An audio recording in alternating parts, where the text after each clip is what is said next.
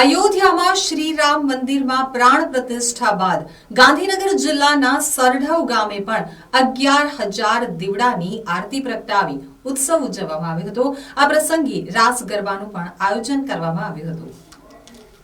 સરઢવ ગામે અયોધ્યામાં શ્રી રામ મંદિરની પ્રાણ પ્રતિષ્ઠા બાદ સંધ્યા સમયે ગામના લોકો દ્વારા 11,000 દીવડાની મહાઆરતીનું સુંદર આયોજન કરવામાં આવ્યું હતું। ગામના તમામ લોકોએ આ મહાઆરતીમાં ભાગ લઈ મર્યાદા પુરુષોત્તમ શ્રી રામની આરતીનો લાહવો લઈ ધન્યતા અનુભવી હતી। સરઢવ સમસ્ત ગામ દ્વારા શ્રી રામ ભગવાનના મંદિરનું કટઆઉટ લગાવવામાં આવ્યું હતું તેમજ રંગોળી અને લાઇટ ડેકોરેશન દ્વારા ઉજાસ ફેલાવવામાં આવ્યું હતું।